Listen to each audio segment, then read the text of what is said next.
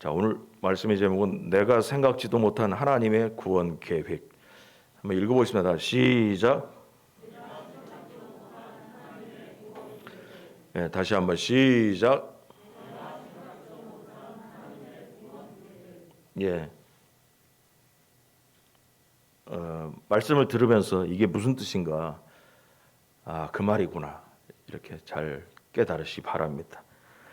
자, 오늘은 사사기 14장 10절에서 20절까지의 말씀입니다. 교독하겠습니다. 삼손의 아버지가 여자에게로 내려가매 삼손이 거기서 잔치를 베풀었으니 청년들은 이렇게 행하는 풍속이 있음이더라.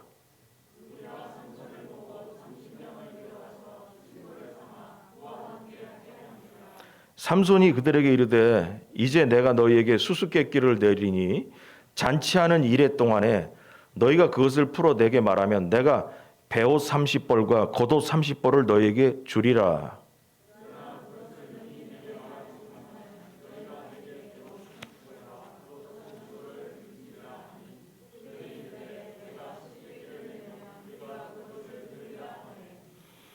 삼손이 그들에게 이르되 먹는 자에게서 먹는 것이 나오고 강한 자에게서 단 것이 나왔느니라 하니라. 그들이 사흘이 되도록 수수께끼를 풀지 못하였더라.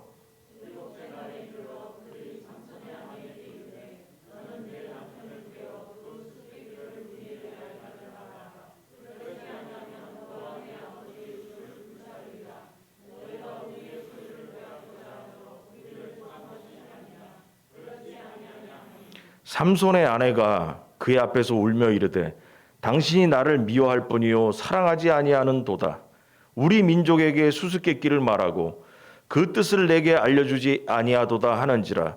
삼손이 그에게 이르되 보라 내가 그것을 나의 부모에게도 알려주지 아니하였거든 어찌 그대에게 알게 하리요 하였으나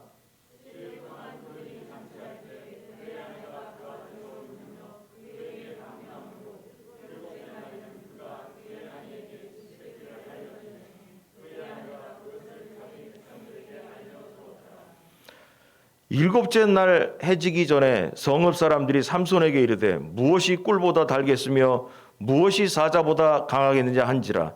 삼손이 그들에게 이르되 너희가 내 암송아지로 밭갈지 아니하였더라면 내 수수께끼를 능히 풀지 못하였으리라 하니라.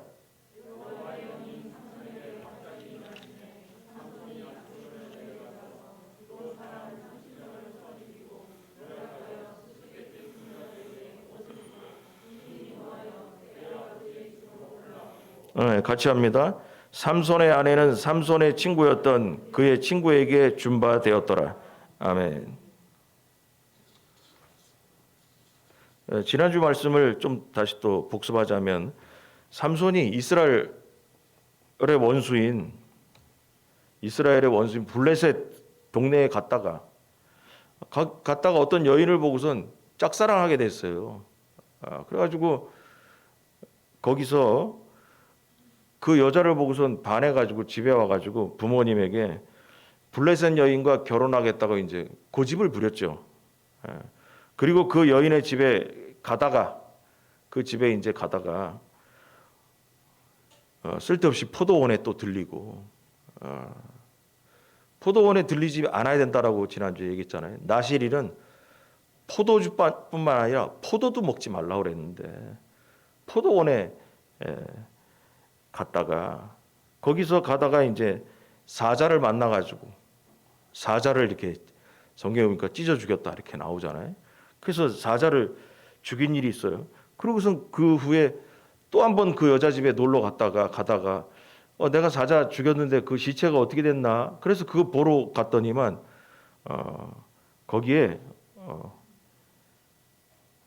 벌집이 있었다. 벌과 꿀이 있었다. 그래가지고 그거를 또 퍼먹었다. 그래서 그거 잘못했다 그랬잖아요. 왜냐? 나실이는 죽은 사체를 만지면 안 되는데 그 짐승 죽은 거기에.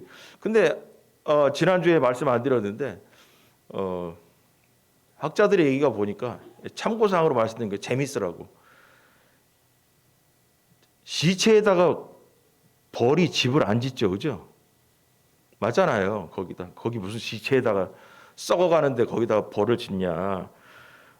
그거를 구역학자들은 하나님께서 시험하셨다라고 얘기합니다. 그래서 거기에 가는 길에 그 사체를 보면서 과연 삼손이 죽은 사체에도 손을 댈까? 라고 딱 앞에 눈에 봤는데 역시 걸려들었다는 거예요. 그래서 삼손이 여러 가지로 신앙적으로 문제가 있었다라는 것을 얘기한다고 합니다. 그래서 그 꿀을 따가지고 자기도 먹고 그거 거기서 따서 또 어머니 아버지도 드린다고 했지만 자기도 죄를 지을 뿐더러 부모님도 죄를 짓게 하는 그런 일을 당하게 됐습니다.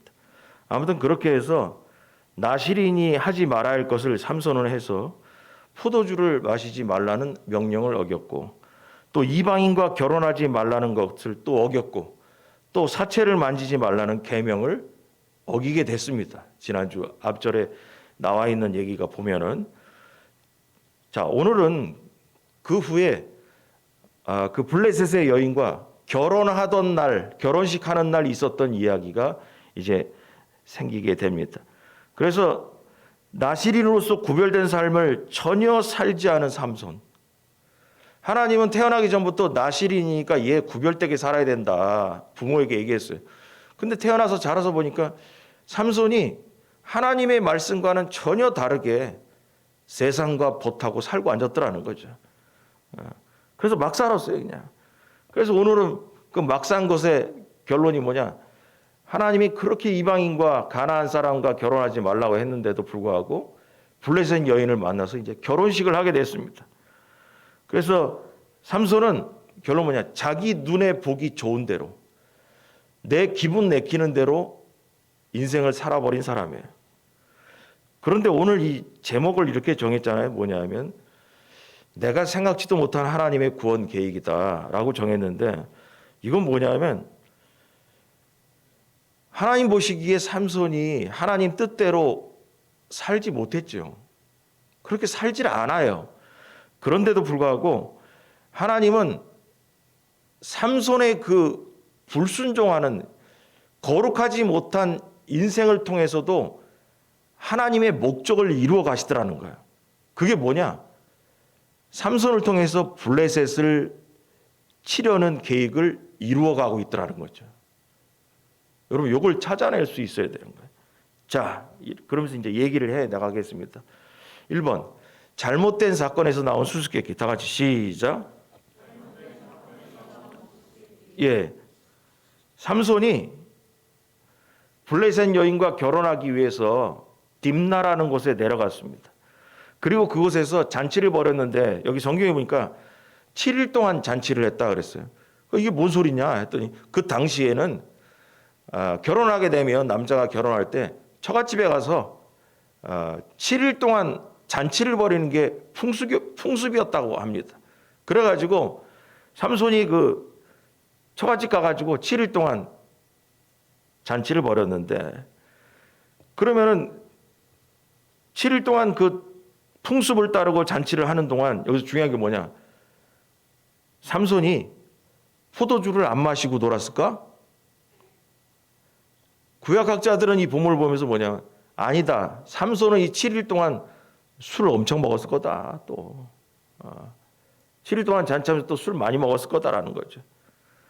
그렇게 생각을 하고 해석을 합니다. 그래서 잔치 시작이 곧 나실인의 계명을 어기는 시작이 되었습니다. 그리고 여기 보니까 블레셋 사람들이 삼손을 보고서 그 잔치집에 친구 30명을 모았다라고 초청했다고 나왔는데 친구로 삼았다 어쩌고 나와 있습니다. 11절에 보니까 11절 보면 무리가 삼손을 보고 30명을 데려와서 친구로 삼아 그와 함께 하게 한지라. 그럼 여기서 진짜 이 사람들이 블레셋 사람들이 30명이나 우르르 왔는데 삼손과 친구 삼으려고 왔을까? 아니야. 학자들은 그렇게 얘기합니다. 뭐냐? 친구 삼으려고 아니라 삼손을 감시하려고 경계하려고 온 거지. 무슨 블레셋 사람들이 뭘 이스라엘 사람 삼손을 좋아해가지고 무슨 친구 삼으려고 30명을 초청해가지고 7일 동안 거기서 잔치하면서 먹고 마시고 놀게 했겠냐? 아니라는 거예요. 삼손을 경계하려고. 저게 어떤 놈인가 하고선 경계하면서 잔치에 참여했다는 거죠. 그 여기까지의 모든 일은 다 뭐냐면 삼손이 자기 좋은 대로 결정 내리고 자기 기분대로 살았습니다. 그래서 하나님의 의견과는 무관하게 자기 마음대로 결혼했습니다. 결국 이 결혼은 나중에 뒤에 가면 바로 다음 주에 보면 뭐냐면 불행하게 끝이 나버려요. 여러분 삼손의 아내 이름이 성경에 나오지도 않아요. 나오지도 않는데 이 이름도 안 나오는 삼손의 첫째 부인 장인이 블레셋 사람들에 의해서 불에 태워 죽습니다. 그래가지고 인생이 잘못되게 돼버려요. 그래서 하나님께서 원하시는 결혼이 아니었기 때문에 결국은 뭐냐, 자기 민족에게 블레셋 사람들에게 의해서 장인과 아내가, 첫 번째 삼손의 아내가 불에 태워서 죽게 됩니다. 그런데 삼손이 자기 마음대로 일을 저질렀지만 하나님은 하나님대로 하나님의 계획을 이루어 가셨다라는 것을 우리가 여기서 알게 됩니다. 이 모든 일을 보고 계신 하나님은 삼손과 블레셋 사람들의 계획을 사용하셔서 삼손과 블레셋 사람들 사이에 원수가 되게 만드는 거예요. 삼손이 보니까 블레셋 사람에 대한 하나님께서 블레셋 사람으로부터 블레셋 사람들에게 40년 동안 이스라엘이 고난받았다고 했잖아요. 고통을 당했는데 그러면 태어나기 전부터 삼손을 통해서 이 아이를 통해서 나중에 블레셋에서 구원할 거다 했어요.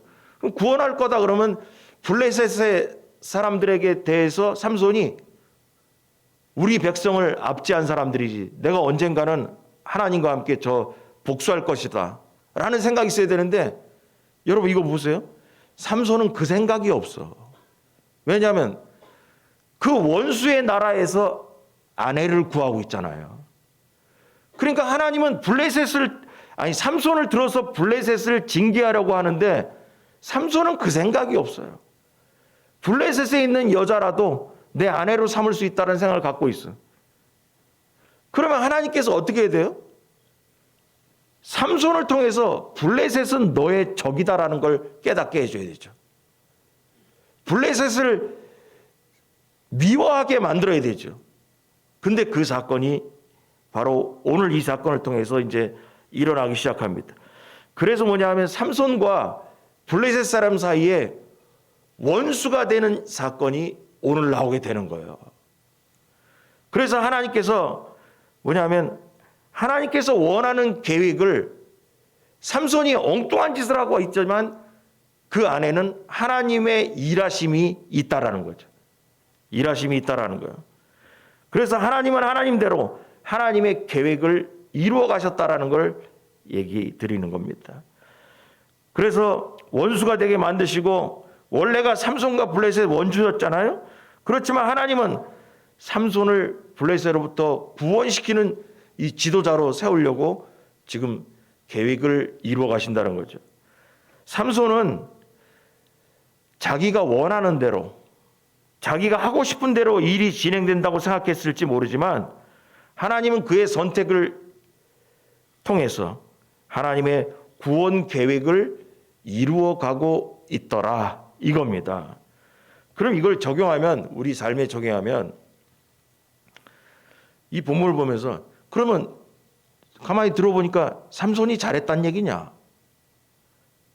아니죠. 지난주에서 계속 얘기하잖아요. 이어서 삼손은 블레셋 여인과 결혼하면 안 되는 거예요. 그리고 포도주 마시고 어쩌고 그러면 안 되는 거예요.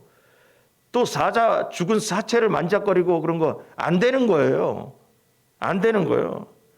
삼손이 하나님께 묻지 아니하고 자기가 블레셋 동네 갔다가 저 여인이 예뻐. 마음에 들었어. 그래서 자기의 보이는 대로 좋아서 결혼해버린 거예요. 그러니까 율법에는 안 맞아요. 그러므로 삼손은 하나님 앞에서 죄인인 거예요. 절대로 삼손이 잘했다라고 말하는 게 아니에요. 그러나 삼손의 이러한 죄악 중에서도 하나님은 하나님의 계획을 이루어가고 계신다라는 거예요. 오늘 설교를 계속 그렇게 얘기할 거예요. 나중에 가서 여러분 생각해 봐야 돼요. 뭐냐? 나의 삶이 하나님의 뜻에 안 맞더라도 하나님은 나를 통해서 하고자 하는 일들을 해 가신다니까. 여러분 이게 되게 중요한 얘기예요. 여러분 나에게도 마찬가지인 거예요. 하나님의 계획은 중지하지 않아요. 하나님은 계획 세우신 것이 있으면 분명히 이루어 가십니다. 그 누구도 하나님의 계획을 중지시킬 자는 없어요. 세상에 어떤 일이 생기든 나에게 어떤 일이 생기든 하나님께서 계획하신 것은 분명히 이루어진다라는 것입니다.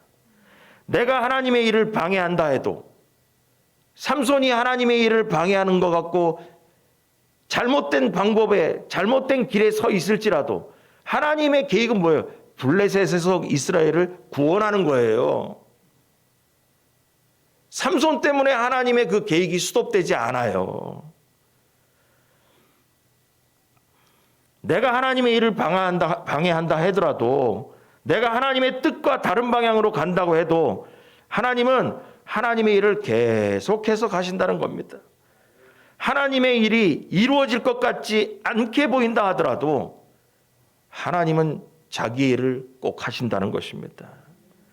삼손이 자기 마음대로 일을 그르치고 일을 저지른다 할지라도 하나님은 블레셋에서 이스라엘을 구원시키려는 그 원래 목적을 이루어 가신다라는 거예요. 그러므로 뭐냐면 처음으로 다시 들어가면 삼손이 잘했다라는 거 아니라고 분명히 얘기했습니다. 결론은 뭐냐? 하나님의 계획이 이루어져 간다면 오늘 본문처럼 삼손이 잘못해가지고 이루어지는 게 아니라 삼손이 신앙적으로 잘하면서 이루어질 때 그게 가장 좋은 거죠. 하나님 말씀대로 순종하면서 하나님의 계획이 이루어져야 삼손도 좋고 하나님도 좋은 거죠. 근데 삼손은 하나님의 뜻과 반대되는 길로 가고 있었지만 하나님은 그 속에서도 하나님의 계획을 이끌어가고 계시더라는 거예요. 그래서 삼손과 같은 입장에 있는 나에게 적용한다면 나도 신앙생활 하나님의 뜻 안에서 잘해서 칭찬받고 하나님의 일에 쓰임받는 사람이 돼야 되는 게 정답이라는 겁니다. 삼손처럼 삐딱하게 살면서 하나님의 계획이 이루어지는 게 아니라 하나님의 뜻에 맞게 열심히 말씀대로 살면서 하나님이 나를 통해서 나를 사용해서 하나님의 계획을 이루어가야 맞다라는 거죠. 그래서 불행하게 순종함으로 불순종함으로 쓰임받는 게 아니라 순종함으로 쓰임받는 사람이 돼야 된다라는 겁니다. 그래서 삼손에게 적용하면 이런 거예요. 자꾸 이 얘기를 자꾸 반박하는 게 뭐냐? 나에게 적용하고 내가 생각지 못한 하나님의 구원 계획이 이루어간다라는 거를 머리에 이렇게 잘 해서 이해하도록 자꾸 얘기하기 위해서 그런 거예요. 그럼 삼손의 입장에서 들어가면 어떻게 해요? 삼손은 포도주 마시지 말아야 되고요. 이방인 여인과 결혼하지 않으면서 이스라엘을 구원할 방법을 찾아야 되는 거예요. 이것이 원리인 거예요. 그런데 자기 마음대로 불법을 일삼았습니다. 하나님으로부터 불순종의 인물로 낙인이 찍힌 사람이에요.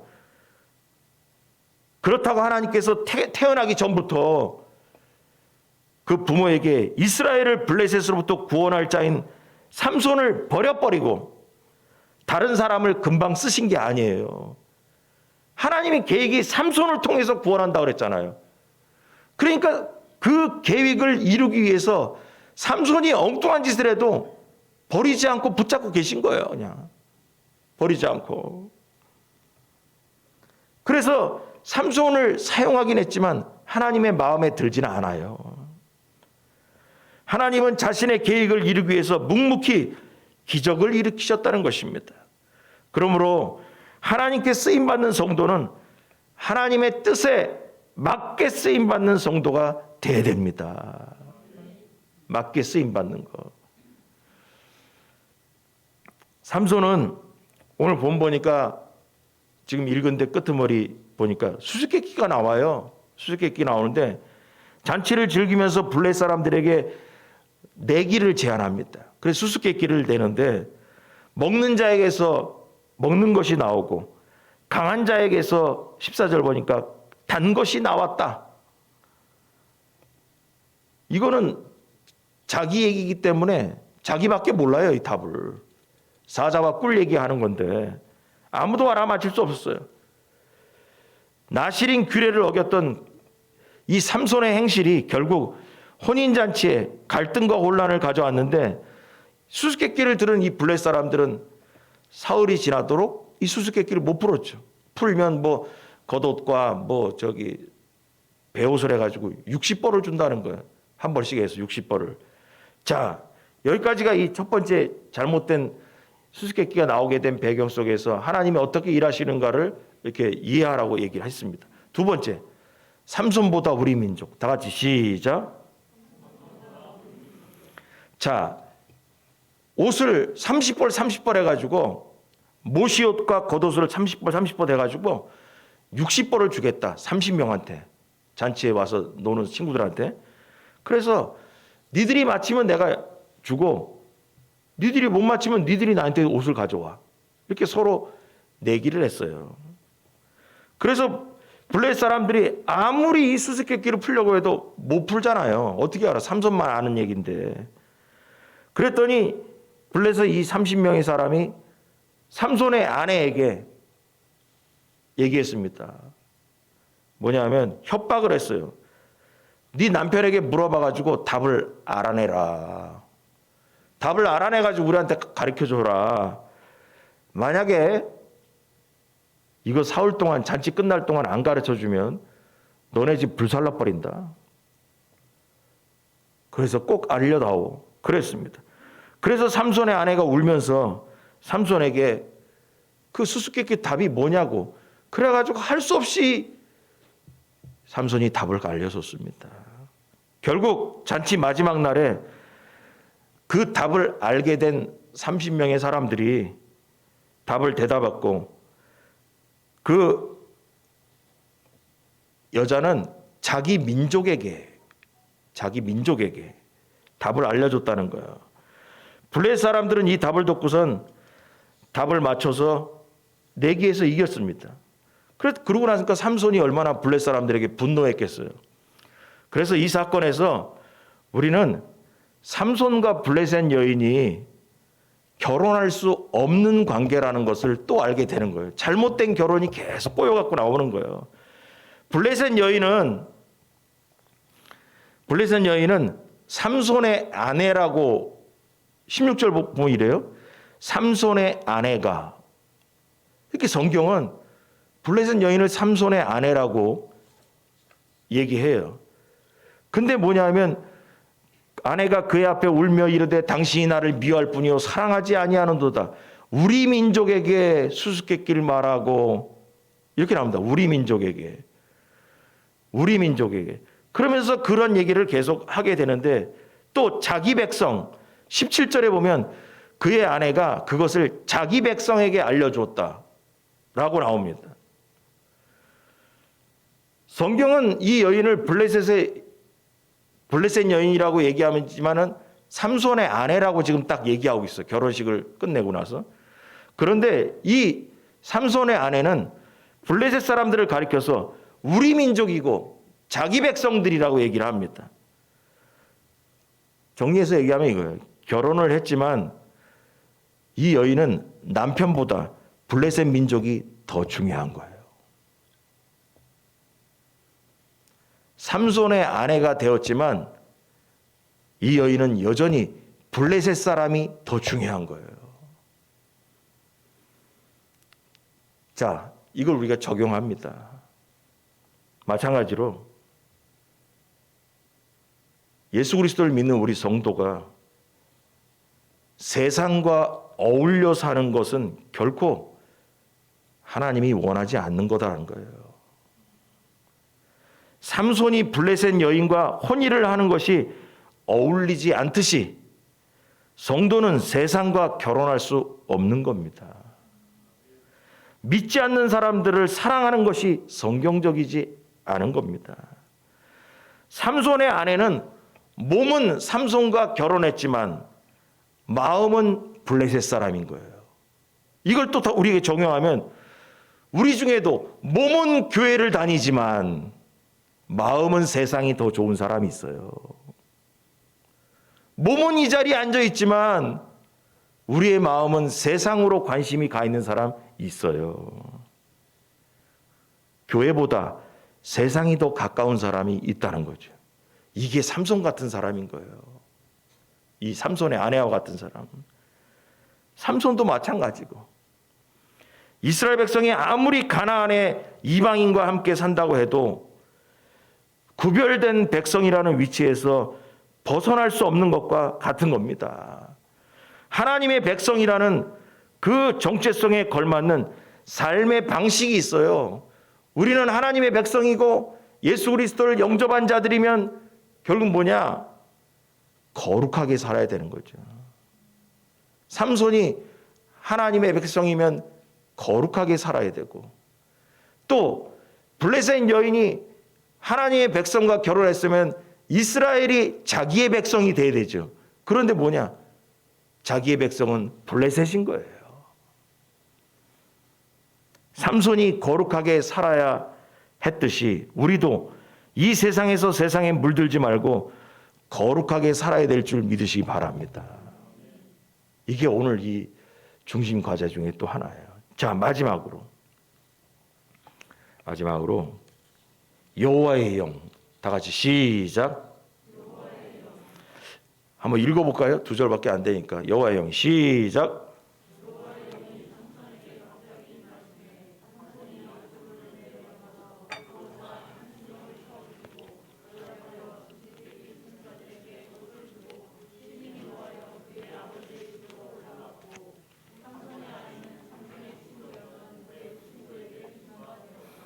삼손이 내기에 져가지고 엄청난 배상을 해야 돼요.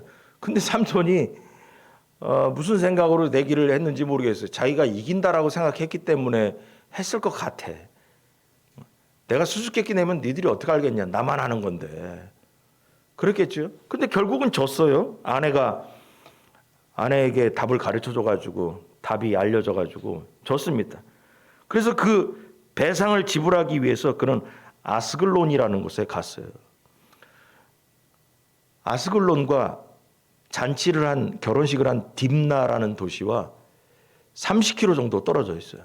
그렇게 멀지 않아. 근데 두 개다가 뭐냐면 블레셋의 도시지 이스라엘의 도시가 아니에요. 블레셋 사람들이 사는 동네예요. 그래가지고 잔치는 여기서 하고 옷을 배상해야 되는 거는 저쪽 동네 블레셋 사람들 동네 가가지고 거기서 사람을 30명 죽여가지고 노략질해서 왔다 그래요. 노략하여 수수께끼 푼 자들에게 옷을 주고 그 사람들 옷을 다 벗겨왔다는 얘기죠. 뭐 그 시대에 2000년도 더 된 오랜 시절에 무슨 옷이라도 변변치 않은 게 어디 있었겠어요? 그러니까 옷 그 사람들 거 아마 다 벗겨온 것 같아요. 그 죽인 다음에 그 옷을. 그래가지고 그것을 주었다는 거예요. 그러고 나서 왔는데 20절에 보니까 삼손의 아내는 삼손의 친구였던 그의 친구에게 준바되었다. 여러분 마누라 버렸습니다. 마누라 버려버렸습니다. 장인어른이 삼손의 아내를 갖다가 다른 사람에게 줘버렸습니다.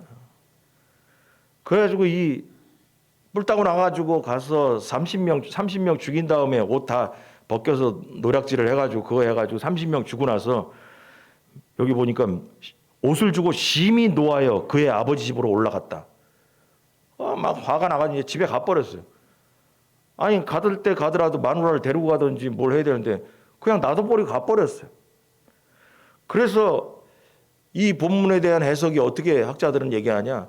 아니 이게 화가 나가지고 가버리니까 장인어른 입장에서는 야 이제 안 올라나 보다. 내 딸을 버렸나 보다. 해가지고 결혼식은 했고 남편은 가버려가지고 오지도 않지. 그래가지고 이 큰딸을 친구에게 주어버렸다. 아마 그 30명 중에 하나에게 이 큰딸을 그냥 줘버린 것 같아요. 결혼하게 만들어버린 것 같습니다. 그러고선 자기 집으로 가버렸어요. 근데 그렇게 끝났으면 되는데 그 뒷장에 보면 또 몇 달 후에 또 마누라 찾으러 또 옵니다. 또 왔다가 보니까 마누라가 딴 녀석하고 살고 있네.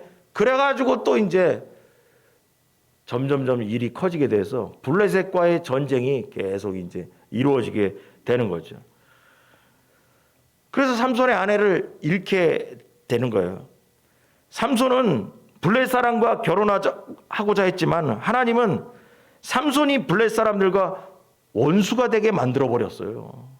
여기 상황을 쭉 보니까 그러니까 삼손의 처음에 일부터가 꼬인 거예요. 자꾸 꼬이고 꼬이면서 꼬이는 대로 가는 거예요. 왜 딥나로 가냐? 왜 딥나에 갔냐? 왜 블레셋의 도시에 갔다가 거기 돌아다니다가 예쁜 여자 보고선 정신이 나가버렸어요. 그러면서 계속 인생이 꼬여갔던 거예요. 그래서 죄악의 장소는 가지 말아야 된다라고 지난번에 말씀드렸던 거예요. 그래서 삼손은 블레셋 사람과 결혼하면 친할 수도 있겠죠. 근데 결국 뭐냐? 하나님은 그들과 원수가 되게 만드신 거예요. 왜냐하면 하나님은 블레셋으로부터 이스라엘을 구원해야 되니까. 그 삼손이 블레셋 사람과 친하게 지내고 삼손이 그 블레셋 원수의 나라의 여인과 결혼하여 사는 게 안 맞는 거예요. 그래서 삼손은 자기가 원하는 대로 행동했습니다. 하지만 하나님은 삼손의 감정과 행동을 통해 블레셋을 치셨고 이스라엘을 구원하기 위한 하나님의 계획을 또 이루어 가셨다라는 것입니다. 이게 무슨 말이냐? 하나님께서 어떻게 이 일을 이루어 갔다는 얘기냐? 궁금하잖아요. 아니 하나님께서 어떻게 자기가 계획을 세운 것을 어떻게 하나님께서 여기에 적용하면서 갔다는 얘기냐? 그게 바로 19절이에요. 여호와의 영이 임했다라는 거예요. 삼손이 이런 짓 저런 짓 해가지고 보니까 이거 성경 말씀대로 인생을 안 살고 있네 이렇게 나오잖아요. 그러면 하나님께서도 삼손에게 역사하지 말아야 되지. 맞잖아요. 삼손에게 함께하면 안 되지. 안 되는데 수수께끼 내가지고 수수께끼가 졌어. 그랬으면 하나님 입장에서는 그래 꼴 좋다 이 녀석아. 내가 하라는 대로 말씀대로 안 살고 율법대로 안 하고 포도주를 가까이 하고 이방인 여인과 또 결혼하고 사체를 만작거리고 앉았고 그래 네 맘대로 해라. 난 모르겠다. 이래야 되는데 아니 수수께끼에 졌다고 해가지고 그때 갑자기라고 나온 거예요. 19절. 여호와의 영이 삼손에게 갑자기 임하심에. 여러분 뚜껑 열어보니까 이 수수께끼에 노략질을 하게 되는데 근본 능력이 어디서 왔냐? 여호와의 영, 성령님이 함께 하셨다는 거예요. 그럼 여기를 통해서 우리가 돌아보는 거예요. 하나님께서 삼손은 지 맘대로 살고 앉았는데 하나님은 자기 맘대로 살고 있는 그 삼손을 통해서 하나님의 원래 계획을 이루어가고 계시는구나. 그걸 우리가 알게 되는 거예요. 그래서 노략질을 하러 아스글론에 갈 때 여호와의 영이 임해서 혼자서 싸움에 이기게 하셨다는 것이 바로 하나님께서 함께 하셨다라는 것을 우리에게 알려주는 거예요. 삼손이 개인적인 분노가 나가지고 화를 참지 못할 때 하나님은 성령을 통해서 그가 블레셋과 갈등하게 만들었죠. 왜냐? 어떻게? 아스글론도 블레셋 나라라니까.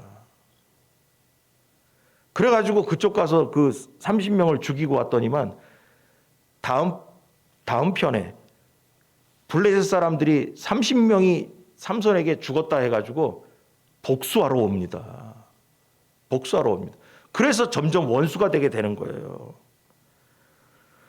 그래서 원수가 되게 되고 결국 블레셋을 향한 하나님의 구원이 이번 사건을 통해서 한 발짝 한 발짝씩 가까이 가게 된다는 거죠.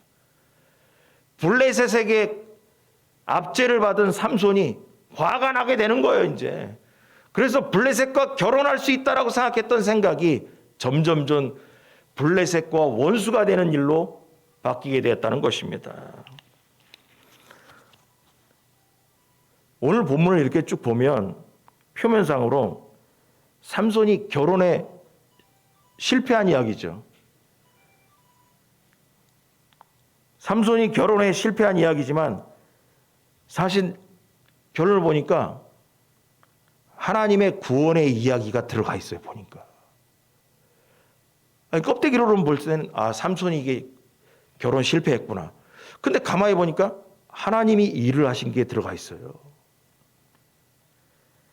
이게 또 오늘 설교 제목과 다시 돌아가서 여러분, 우리 성도들의 삶에도 삼손에게 함께 하신 하나님의 구원의 이야기가 나에게도 들어가 있다라는 거예요. 지금 되게 중요한 얘기 하는 거예요. 여러분의 인생을 한번 돌아보십시오.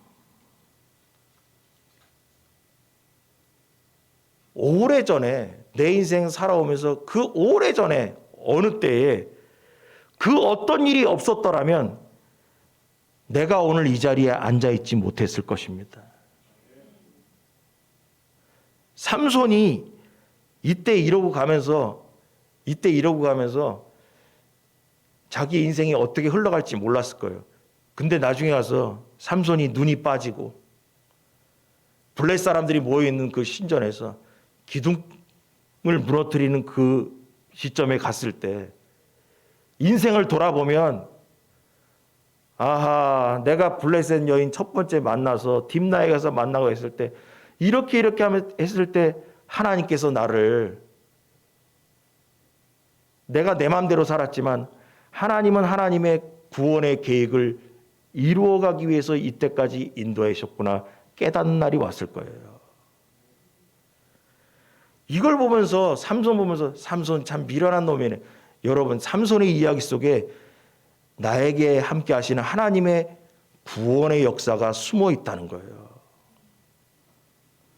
그 어떤 사건 때문에 하나님께서 나를 이렇게 인도하셨고 이 직장에 갈 수 있게 하고 이 자리에 앉게 하고 그리고 이러한 일과 이러한 가치 기준을 가지고 지금까지 살게 할 수 있게 하셨다라는 것을 알게 될 거예요.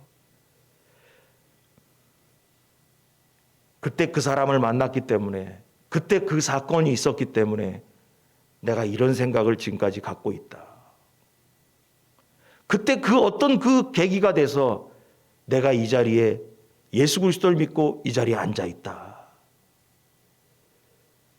그게 하나님의 구원의 계획이 그때는 몰랐지만 지나보니까 하나님은 나에게도 삼손에게 있었던 구원의 계획이 나에게 있었던 거예요.